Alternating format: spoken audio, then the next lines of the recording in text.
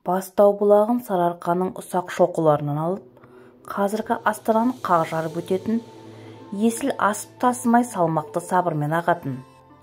Жағасына жалпайып жазылып кетпейді, арнасы ортайып төмен түспейді, ұдайы су толған шелектей өмпілдеп тұратын өзен.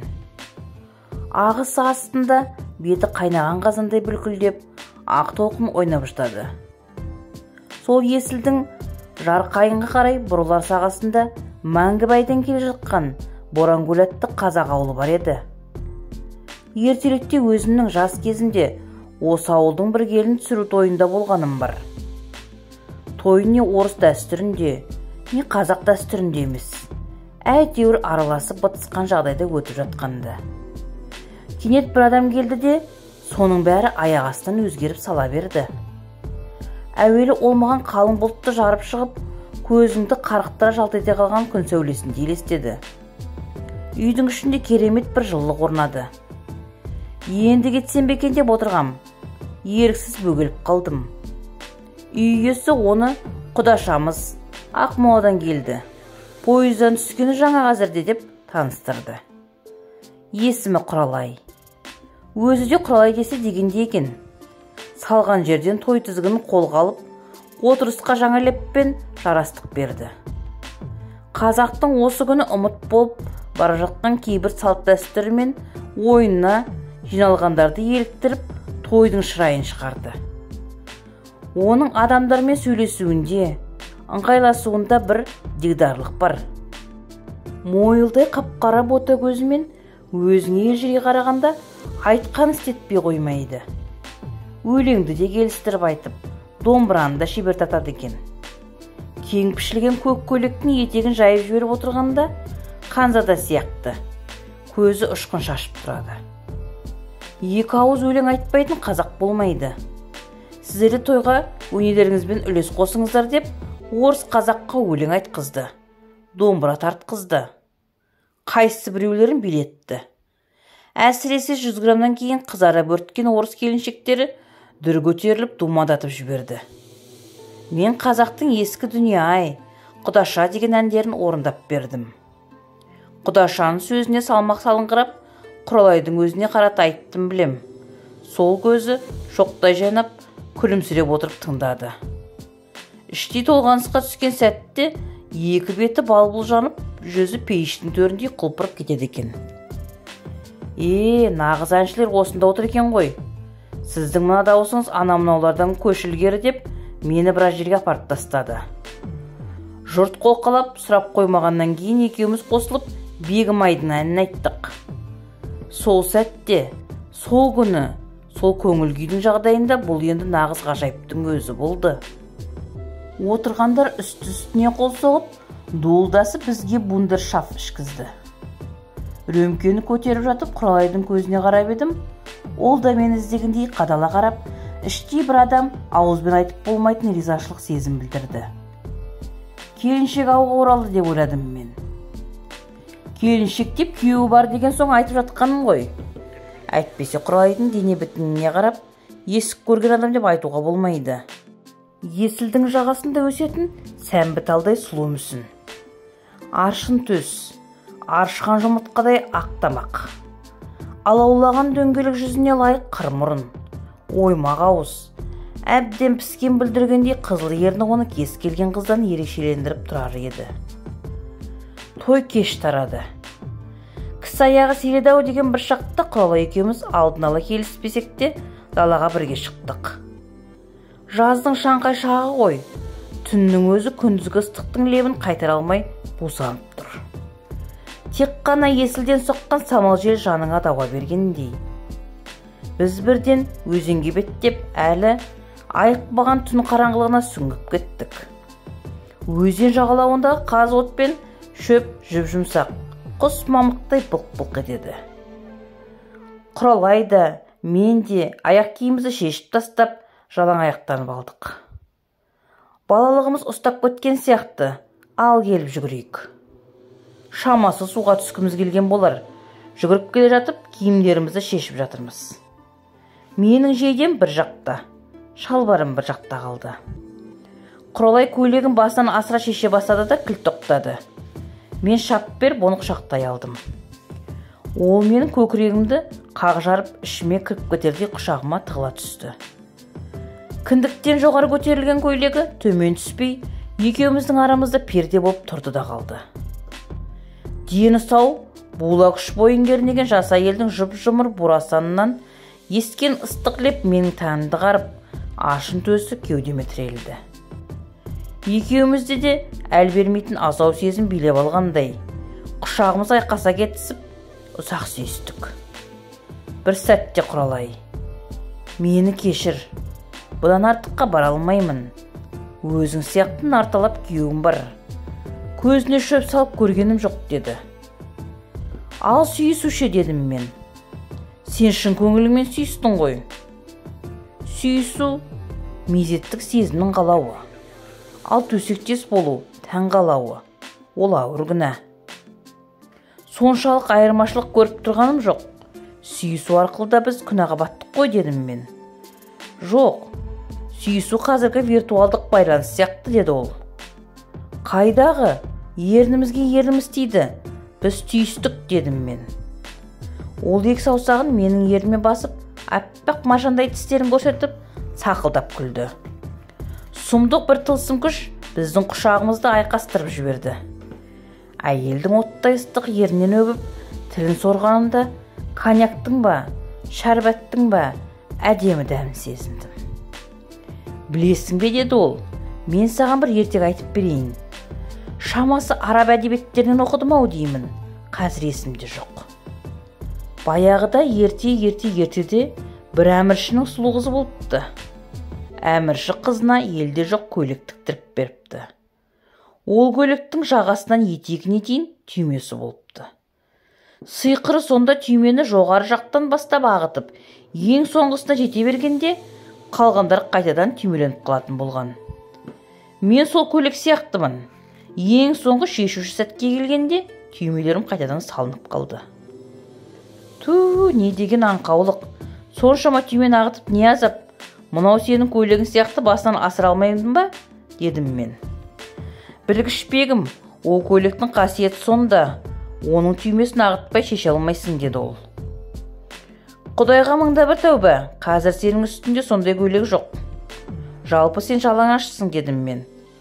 Құралай сонда барып өзінің мықынынан төменгі жағы тыржалаңаш екенін есіне түсіп, мені ақырын итеріп тастап теріс айналды. Есілдің мың бұралған бұйра-бұйра толқындары жағаны қайта-қайта зілсіз соққылап, жыбыр-жыбыр қыбыр-қыбыр етеді. Құралай екеуміз аяғымызды суға малып, шалқамыздан жатырмыз. Аспанда жұлдыздар жарығы әлсіреп таң атып келеді.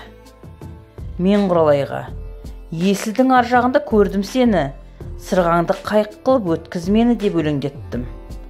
Жоқ, деді ол, сен өтпейсің, арғы бетте қаласың. Мен ақыры ол айтқан жақта қалдым. Алайда арада 10 жылдан астам уақыт өткенде біз екінші рет кездестік. Бұл кезде үкімет Ақмолаға көшіп келіп, қаланың атауы Астана болып өзгертілген шақ еді. Корпорация басшылығының бұйрығымен Ордабай облыстық теледидарына бас редактор болып орналасқанымды. ТВ бағдарламаларын цифрландыруға байланысты республикалық семинар өтетін болып, бас инженер екеуміз Астанаға келдік. Семинар бұрынғы парламент мәжілісінің үйінде кіші залда өтті. Үзіліс кезінде түскі асты жақын жердегі өзіміздің орналасқан Есіл қонақ үйінің ресторанында ішіп отырғанбыз. Ішкі түйсігім ту сыртынан қадалған бір тосын көзқарастан қартқандай болды. Жалт қарағамда алыстау түкпірде отырған бір әйелдің өзіме тесіле көз салып отырғанын аңғардым. Бірақ түрін жыға тани алмадым. Ал көзі біреуді еске түсіргендей болды. Бір түрлі таныс, жылы көзқарас. Апырау кім болды екен деп ойлағанымша болған жоқ. Ол орнынан тұрып маған қарай жүрді. Жақындаған сайын сана түкпірінде сығалаған бір ескі көріністің беті ашылып, мен оны тани түстім. Құралай, баяғы Құралай ғой мынау. Ой Аллай, бұл қайдан жүр? Мен де орнынан атып тұрып, екеуміз құшақтасып, амандасып, мәз-мейрам болып жатырмыз. Осында, Мынау әкімдіктің ішкі саясат бөлімінде істеймін, деді ол. Оның әкімдіктеп отырған Есіл қонақ үйінің тап қарсысындағы 7 қабат зәулім үй. Бір кезде оның 7-ші қабатында біздің редакция болған. Бұл маңай, мынау қонақ үй маған өте таныс. Өткен ғасырдың 80-ші жылдары менің біраз ғұмырым осы жерде өткен. Көп сөйлесуге Құралайдың уақыты тығыз болды. Тәртіп, кеңсе жұмыстары дегендей. Біз кешкілік кездеспек болып келістік. Осы қонақ үйдің 3-ші қабатындамын, 32-ші бөлме, дедім мен. Келем, деді Құралай. Қонақ күтетін болған соң бұрынғы бойға сіңген әдетпен бөлме үшін жинастырып, бірер шөлмек ішімдік, тіске басар жеміс жидек, сапалы тамақ алып қойдым. Менің бөлмемен әкімдіктің алдыңғы беті алақандағыдай анық көрінеді. 7-ші қабаттың оң жақтан санағанда 6-шы, 7-ші, 5-ші терезелерінде біздің кабинеттер болып еді. Бастығымыз Алданнан бастап Төлеген, Жылқыбай, Бәдуан, Қайыркен, Қызардан Бақыт Жамал, Жұматай тағы басқа жігіттер үпір-шүпір болып шахмат ойнап дүниені аст үстіне түсіріп сапырып жүруші едік. Ол да бір өткен ғұмыр. Қоламтаға айналған шоқ. Үрлесең бәрің есіңе түсіп, санаң жаңғырып қоя береді. Сонда ғой, Жұматай марқұмның президент Назарбаевқа өлеңмен хат жазып, кезектен тыс пәтер алатыны. Оның тілі тотияйын ғой, деген жерін ойып түсетін.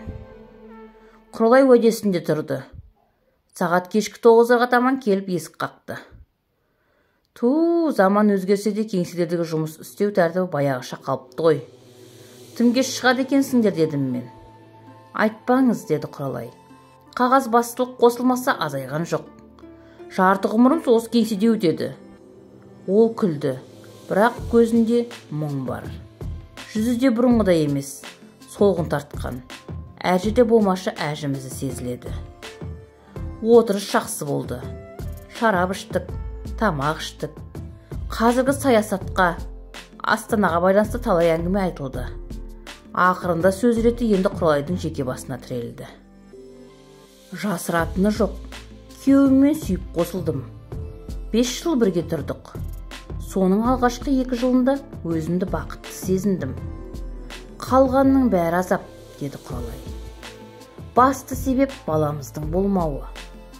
Бармаған жеріміз, қаралмаған дәрігеріміз жоқ. Кінә өзінен екенін білгеннен кейін күйеуім ұнжырғасы түсіп, мүлде өзгеріп кетті. Өзімде көшеде кішкентай бала көрсем, есімнен танып мүжіліп шаршап қалатын болдым. Жазығымыз не, жаратқан ием-ау. Көшеге баласын тастап кетіп жатқандарға қиған бір шаранан бізге қимайсың ба деп егіліп талай жыладым. Бала асырап алайық дедім. Күйеуім көнбеді. Алла тағала бізге бұйыртпаған екен. Енді оны қолдан жамап, жасқағаннан не болады, деді. Сөйтті де маған бостандық беріп, өзі кетіп отырды. Күні бүгінге дейін қайда жүргенін білмеймін. Түк хабар жоқ. Мен әйелдің жан азабын бөліскім келіп, оны құшақтап, бетімді тигіздім. Оның әлігі тып-тығыз денесі, қомақты қосанары жанасқан сайын менің дегбірімді қашырды. Екеуміздің де тыныс алуымыз жиілеп, Абай данышпан айтқандай, етің етке тигенде, тән шымырлап бой еріп, ішім оттай күйгенде дерлік кейіпке түстік. Құралай көйлегін басынан асыра шешіп лақтырып жіберіп, қарсы алдыма тұра қалды. Енді қалған өзің шеш дейтін сияқты. Мен зерлей отырып, сан түрлі гүл жапырақтарының суреті салынған тілдей трусигін соқ-саусағымен тартып, тізесінен төмен түсірдім. Сонан соң бюстгальтердің түймесін басып, ағыттың да орындықтың басына қойдым. Қос алмасы тіп-тік. Оң жақ емшегінің ұшында қарақаттай мен бар екен. Мен соған қарап, тұрыңқырап қалсам керек. Құралай, сен енді осылай отырасың ба? Шешінсейші, деді де, мені соншалық ептілікпен шапшаң шешіндіре бастады.